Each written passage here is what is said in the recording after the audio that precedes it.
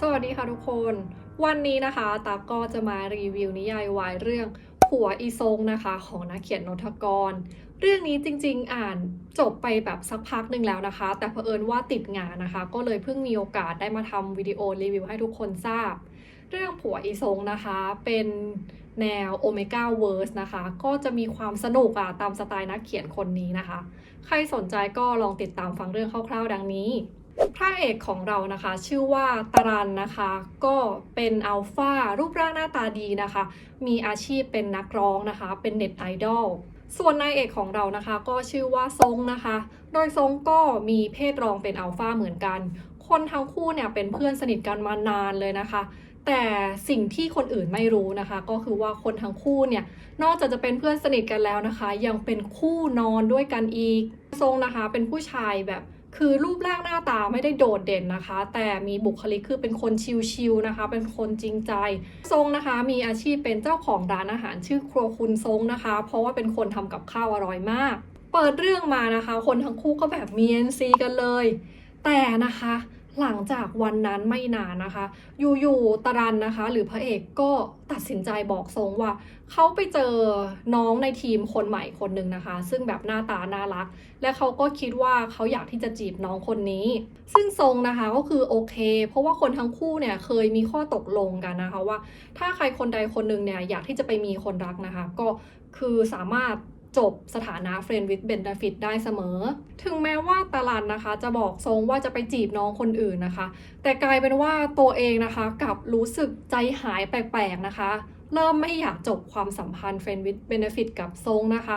แต่ในขณะที่ทรงเนี่ยดูแบบชิลมากเลยนะคะดูแบบยังไงก็ได้ในโลกปัจจุบันที่คนทั้งคู่อยู่นะคะรัฐบาลเนี่ยมีนโยบายให้อัลฟาทุกคนนะคะไปตรวจเพศรองทุกๆเดือนนะเพราะว่ารัฐบาลเนี่ยกลัวว่าจะมีอัลฟาที่เปลี่ยนเป็นอินิกมานะคะแล้วก็สามารถไปทำให้อัลฟาคนอื่นเนี่ยท้องได้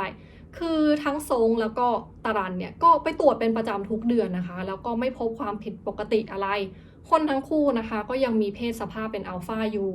วันหนึ่งนะคะโกซึ่งเป็นนายแบบค่ายเดียวกันกับพระเอกเนี่ยก็ทำตัวเหมือนว่าพยายามจะไปจีบซงนะคะพอตาลันเนี่ยรู้เข้าก็รู้สึกแบบหงุดหงิดนะคะรู้สึกเหม็นหน้าโกเนี่ยยิ่งพอเห็นนายเอกนะคะแบบตอบแชทกับโกนะคะคือตาลันก็คือยิ่งรู้สึกแบบหงุดหงิดมากตกเย็นวันนั้นนะคะพระเอกก็คือไปบ้านซงเนาะ และในคืนวันนั้นนะคะซงแบบตัดสินใจนะคะแบบขอจบความสัมพันธ์ Friend with Benefit กับตาลันโดยซงเนี่ยคิดทบทวนมาหลายวันนะคะแล้วก็คิดว่าตาลันเนี่ยคงกำลังคุยอยู่กับน้องในบริษัทเดียวกันนะคะส่วนเขาเองเนี่ยก็กำลังคุยอยู่กับผู้ชายที่ชื่อว่าโกเมื่อทั้งคู่นะคะตัดสินใจจะจบความสัมพันธ์ Friend with Benefit นะคะในคืนนั้นนะคะคนทั้งคู่ก็ตัดสินใจแบบมี NC นะคะส่งลาความสัมพันธ์ Friend with Benefit และหลังจากคืนนั้นนะคะความสัมพันธ์ของคนทั้งคู่ก็เหลือแค่เพื่อนสนิทเท่านั้น1 อาทิตย์ผ่านไปนะคะหลังจากที่ตารันเนี่ยไปเริ่มคุยกับน้องที่ทำงานนะคะเขาก็ได้รู้นะคะว่าจริงๆแล้วเขาไม่ได้ชอบน้องที่ทำงานนะคะแต่เขาชอบซงนะคะเพราะตอนที่คุยกับน้องที่ทำงานอยู่นะคะจิตใจก็มัวแต่คิดถึงซงตลอดเวลาสุดท้ายนะคะตาลันก็เลยเลิกคุยกับน้องคนนั้นไปนะคะแล้วก็เหลือสถานะแค่พี่น้องกันถึงแม้ว่าตอนนี้นะคะตาลันจะรู้ตัวว่าตัวเองชอบซงแล้วนะคะแต่ตาลันก็คือไม่กล้าเข้าไปจีบซงนะเพราะว่าคนทั้งคู่เนี่ยเป็นเพื่อนกันมานานนะคะอยู่ๆวันหนึ่งจะให้แบบจากเป็นเพื่อนสนิทนะคะแบบไปจีบเลยก็ยังไงอยู่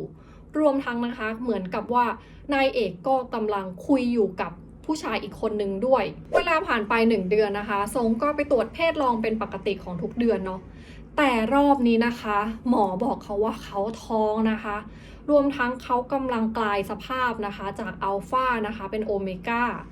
ซงได้ยินก็คือแบบตกใจมากนะคะแล้วก็เลยรีบโทรหาพระเอกพอซงติดต่อตาลันได้นะคะก็บอกว่าตัวเองกำลังท้องนะคะแล้วก็บอกว่าตาลันเนี่ยต้องเป็นอีนิกมาแน่ๆแต่ไอ้พระเอกนะคะก็คือไม่เชื่อนะคะแล้วก็คิดว่า โกนะคะกับซงเนี่ยต้องแบบแอบไปมี NC กันนะคะแล้วโกเนี่ยก็คงแบบไม่รับผิดชอบคือตัวตาลันเองเนี่ยคือยังไม่เชื่อว่าตัวเองเป็นอีนิกมานะคะแต่ยังไงก็ตามนะคะตาลันก็บอกซงไปนะว่าเฮ้ยแบบไม่เป็นไรนะไม่ต้องกลัวเดี๋ยวเขาจะแบบอยู่เคียงข้างซงแน่นอนซงนะคะเห็นพระเอกพูดจาไม่รู้เรื่องก็คือแบบตัดสายไปเลยหลังจากวันนั้นนะคะไม่มีใครสามารถติดต่อซงได้นะคะตาลันก็เริ่มรู้สึกใจไม่ดีตาลันก็เลยรีบบินกลับมาเมืองไทยนะคะจากการทำงานที่ต่างประเทศพอถึงเมืองไทยนะคะตาลันก็แบบคือไปแบบจัดการโกนะคะเพราะยังมีความคิดอยู่ว่าเฮ้ยโกเนี่ยคือต้องแบบไปมี NC กับนายเอกแล้วไม่รับผิดชอบแต่โกนะคะก็คือบอกตาลันไปว่านะคะเขาแบบไม่เคยมี NC กับนายเอกเลยนะคะแถมเขาเพิ่งไปตรวจเพศลองมานะคะแล้วก็หมอยืนยันว่าเขาเป็นอัลฟา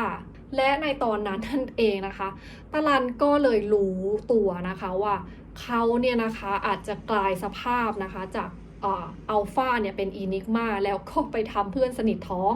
หลังจากที่รู้ความจริงทั้งหมดนะคะตาลันก็ไปตามซงที่ต่างจังหวัดนะคะและเขาก็เสนอไอเดียให้คนทั้งคู่เนี่ยย้ายมาอยู่ด้วยกันนะคะแล้วก็ช่วยกันเลี้ยงลูกโดยตอนนี้นะคะคือตาลันก็ยังไม่กล้าบอกซงนะคะว่าเขาชอบซงแต่ตาลันนะคะก็บอกซงไปว่าเขากับน้องที่ทำงานเนี่ยก็คือเลิกคุยกันแล้วและในวันนั้นนะคะตาลันก็กล่าวขอโทษจากใจจริงนะคะขอโทษซงที่ทำให้ซงเนี่ยคือต้องเผชิญกับเรื่องลำบากนะคะตัวเองต้องเปลี่ยนจากอัลฟานะมาเป็นโอเมก้า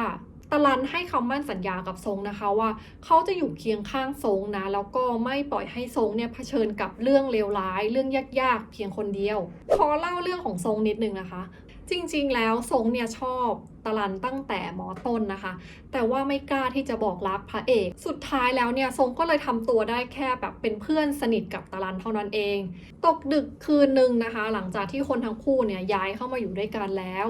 ตาลันก็รู้สึกว่าเฮ้ยตัวเองทนไม่ไหวแล้วเขารู้สึกว่าเขาอยากที่จะบอกรักนายเอกตาลันก็เลยไปบอกรักนายเอกนะคะทั้งที่รู้ว่ามีโอกาสที่ซงเนี่ยจะไม่ชอบเขาแต่กลายเป็นว่านะคะคือนายเอกก็คือมีใจตรงกันนะคะนายเอกก็บอกรักพระเอกในคืนนั้นเช่นกันหลังจากนั้นนะคะคืนนั้นคนทั้งคู่ก็แบบมี NC แซบๆนะแล้วทั้งคู่ก็ตอบตกลงเป็นแฟนกันวันหนึ่งนะคะพ่อของซงเนี่ยได้ข่าวว่าลูกชายของเขานะคะแบบเปลี่ยนสภาพจากอัลฟานะคะเป็นโอเมก้าพ่อของซงก็คือแบบเครียดมากนะคะก็เลยให้คนเนี่ยไปตามตัวซงเนี่ยกลับมาที่บ้านนะคะแล้วก็ไม่ให้เจอกับตาลันพอตาลันรู้ข่าวนะคะก็คือรีบตามไปหาซงนะคะแล้วก็แอบพาซงนะหนีออกมาจากบ้านพ่อของซงแต่วันถัดมานะคะพ่อซงก็คือมารอคุยกับซงที่บ้านเลยนะคะคือพ่อของซงเนี่ยอยากจะให้ซงเนี่ยกลับไปอยู่ที่บ้านนะคะเพราะเขารู้ว่าการเป็นโอเมก้าเนี่ยมันไม่ใช่เรื่องง่ายนะคะแล้วก็รู้สึกเป็นห่วงซงอ่ะแต่ว่าพ่อของซงเนี่ยจะมีบุคลิกแบบค่อนข้างที่จะแบบหยาบกระด้างนะคะเป็นคนแบบเย็นชา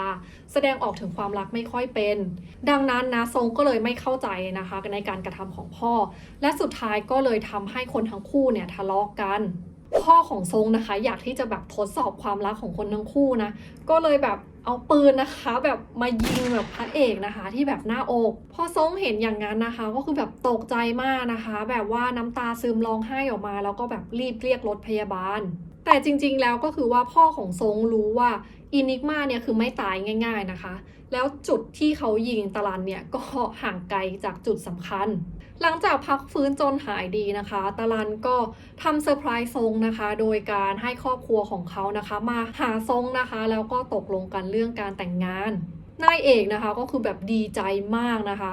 ตกดึกคืนนึงนะคะคนทั้งคู่ก็เลือกแหวนแต่งงานนะคะแล้วก็แบบใจตรงกันเลือกแหวนอย่างเดียวกันในคืนนั้นนะคะตาลันก็ขอพรนะคะให้คนทั้งคู่เนี่ยอยู่ด้วยกันนานๆและนั่นนะคะก็เป็นฉากจบของนิยายวายเรื่องผัวอีซงนะคะของนักเขียนนทกรเรื่องนี้นะคะมีตอนพิเศษทั้งหมด5ตอนนะคะแต่นักเขียนบอกว่าอาจจะเพิ่มตอนพิเศษอีกนะคะให้เป็นของแถมสำหรับนักอ่านยังไงก็เดี๋ยวรอดูกันนะคะว่าจะมีตอนพิเศษเพิ่มอีกกี่ตอนโดยในตอนพิเศษนะคะก็จะมีแบบหลายฉากสนุกนะคะก็จะมีฉากที่คนทั้งคู่เจอกันครั้งแรกจะมีฉากแต่งงานนะคะจะมีฉากที่นายเอกเนี่ยไปปรับความเข้าใจกับพ่อนะคะเพราะนายเอกเคยคิดมาเสมอว่าพ่อคือไม่รักเขา มีฉากที่คนทั้งคู่เนี่ยตกลงการเป็น Friend with Benefit นะคะ ถ้านักอ่านคนไหนชอบอ่านฉากสร้างรังของโอเมก้านะคะก็คือต้องไปตามอ่านกันในตอนพิเศษ โดยสรุปนะคะเรื่องนี้ก็คือแบบน่ารักมากนะคะคือแบบไม่มีความดราม่านะเรื่องนี้พระเอกก็จะเป็นแบบคลั่งรักนะคะแต่ก็รู้ตัวช้าคือมารู้ตัวว่าชอบนายเอกก็ตอนที่ต้องถอยห่างออกมาจากนายเอกจริงๆส่วนนายเอกเรื่องนี้ก็คือน่ารักนะคะคือชอบนายเอกที่แบบบุคลิกชิลๆเนาะแล้วก็เป็นคนแบบจริงใจตอนอ่านก็ยังคิดว่าเฮ้ยถ้าตัวเองเป็นเพื่อนทรงก็คงจะรู้สึกชิลดีเหมือนกันยังไงนะคะวันนี้เอาไว้แค่นี้ก่อนแล้วพบกันใหม่ในคลิปวิดีโอหน้าค่ะบ๊ายบาย